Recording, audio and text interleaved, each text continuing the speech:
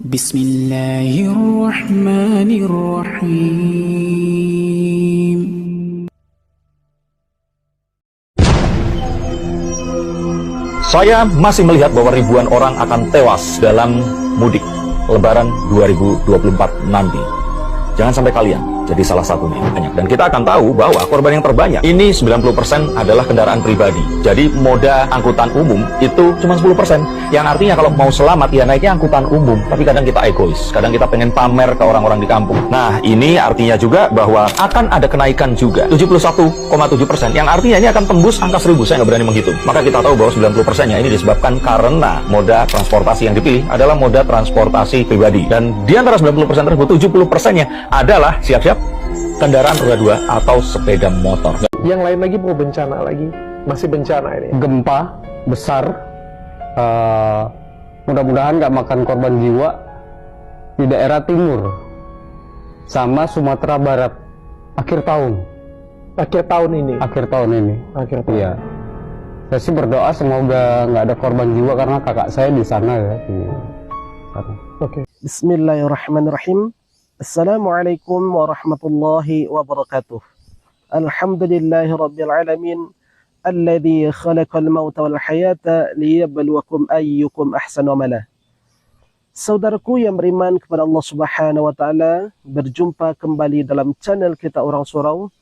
Pada kali ini kita akan membahas sebuah video yang telah kita tampilkan di awal YouTube tadi.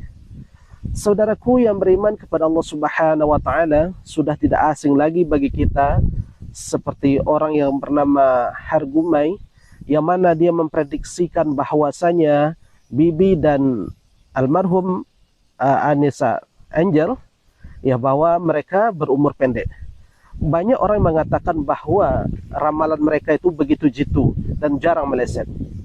Saudaraku yang beriman kepada Allah Subhanahu wa taala, di dalam video ini ya ada dua video, diantaranya Hargumai dan juga Denny Darko juga yang insya Allah kita akan reaksi. Insya Allah pada kali ini kita akan mencoba dari titik pandang keagamaan, yakni dari agama Islam. Saudaraku yang beriman kepada Allah Subhanahu wa taala, sementara Denny Darko mengatakan bahwasanya arus mudik kali ini tahun 2024 ini akan banyak menelan korban. Dia berkeyakinan meramalkan bahwasanya akan ada ribuan orang yang mati karena laka ya, kecelakaan lalu lintas. Saudaraku yang beriman kepada Allah Subhanahu wa taala, menyikapi hal ini tentunya kita akan mengimani apa yang telah Allah tentukan di dalam agama kita ya, bahwasanya apapun yang mereka sampaikan, apapun yang mereka ramalkan, tentunya itu hanyalah sebagai tebak-tebakan atau hanyalah sebagai informasi yang diberikan syaitan yang membisikkan kepada wali-walinya. Saudaraku yang beriman kepada Allah Subhanahu wa taala, sebetulnya mereka tertipu sehingga umat pada akhir-akhir ini banyak yang mempercayai akan ramalan tersebut. Saudaraku yang beriman kepada Allah Subhanahu wa taala, sebenarnya di dalam Munas MUI tahun 2005 nomor 2 itu sudah ditegaskan ya, Munas yang ketujuh ya, itu sudah ditegaskan bahwasanya peramal itu di dalam agama kita tentunya telah diharamkan oleh Rasulullah SAW. Dalam sebuah hadisnya Rasulullah mengatakan, man ata arrafan fas'alahu an syai'in lam tuqbal lahu salatun arba'ina lailah. Hadis diriwayatkan oleh Imam Muslim, hadis 2230.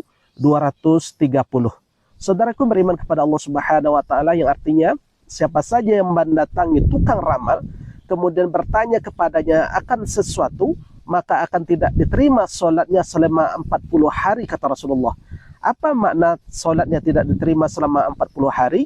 Di sini Imam Nawawi menjelaskan bahwasanya di dalam Syarah Muslim An-Nawawi halaman 227 beliau mengatakan bahwasanya la yuthabu lahu fiha, tidak ada pahala baginya. Artinya selama 40 hari solatnya baginya tidak ada pahala. Sebagai seorang muslim ketika dia solat, maka kewajibannya terpenuhi namun dia tidak memiliki pahala. Itu maksudnya bahwa solatnya tidak terima selama 40 hari.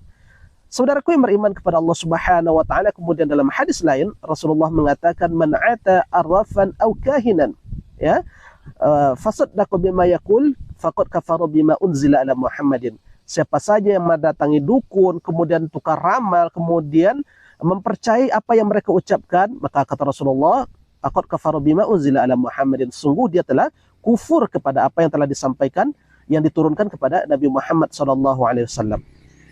Saudaraku yang beriman kepada Allah Subhanahu wa taala, melalui hal ini kita mesti sampaikan bahwasanya yang mengetahui kejadian yang akan datang, yang mengetahui hal yang gaib, itu hanyalah mutlak milik Allah Subhanahu wa taala. Syaitan, manusia tidak diberi kemampuan untuk itu, kecuali syaitan itu mencoba mencuri berita dari langit kemudian menyampaikan kepada para wali-walinya di dunia, ya. Seperti yang Allah gambarkan dalam surah Al-Mulk, ya, dalam surah Al-Mulk ayat 5 atau 6 kalau salah. وَلَقَدْ زَيَّنَّا السَّمَاءَ الدُّنْيَا بِمَصَابِيحَ وَجَعَلْنَا رُجُومًا لِلشَّيَاطِينِ وَأَعْتَدْنَا لَهُمْ عَذَابَ السَّعِيرِ. Sungguhnya Allah telah menjadikan bintang-bintang itu sebagai posko-posko penjagaan, yang mana posko tersebut akan menghalangi syaitan-syaitan yang akan mencuri dari berita dari langit. Kemudian dari posko tersebutlah para malaikat menembakkan cahaya, panah dari cahaya yang membakar mereka syaitan-syaitan yang mencoba mencuri berita dari langit.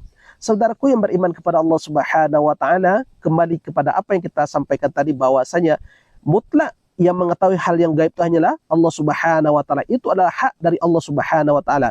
Seperti Allah sampaikan surah An-Naml ayat 65, a'udzubillahi minasyaitonir rajim, bismillahirrahmanirrahim. Alimul ghaibi fala yudhiru ghaibi ahada illa billah, ya.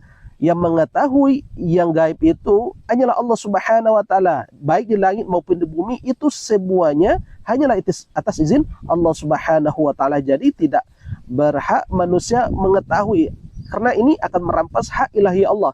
Yang mengetahui masa yang akan datang itu hanyalah mutlak milik Allah Subhanahu wa taala. Jadi sebagai umat yang beriman, tentunya kita akan meyakini apa yang telah diajarkan oleh agama kita. Jangan gara-gara nanti yang namanya si fulan itu ramalannya jarang meleset, ramalannya ampuh atau segala macam, karena memang ada kebetulan kejadian seperti itu, kemudian kita mempercayainya. Jangan seperti itu. Kita cukup mempercayai apa yang telah Allah gariskan dan apa yang telah digariskan oleh Rasulullah SAW, maka jangan keluar dari situ. Kalau kita mempercayai mereka, seperti apa yang kita sampaikan tadi, sholatnya tidak diterima selama 40 hari, kemudian kita dianggap kufur kepada apa yang telah diturunkan kepada Nabi Muhammad. Apa yang diturunkan kepada Nabi Muhammad, yakni Al-Quran, kita dianggap oleh Rasulullah SAW kufur kepada Al-Quran. Tentunya akan mencederai yang namanya keimanan kita kepada Allah, dan mencederai keimanan kita kepada Rasulullah, dan mencederai iman kita kepada kitab kita, yakni Al-Quran. Saudaraku yang beriman kepada Allah Subhanahu wa taala, barangkali ini yang bisa kita sampaikan. Mohon maaf bila ada yang salah. Subhanakallahumma wa bihamdika asyhadu an la ilaha illa anta astaghfiruka wa atubu ilaik. Wabillahi taufiq wal hidayah. Assalamualaikum warahmatullahi wabarakatuh. Ini lokasi syuting kita pada hari ini di atas puncak bukit, ya, masih di dekat kita, ya. Alhamdulillah. Alhamdulillahi Rabbil Alamin.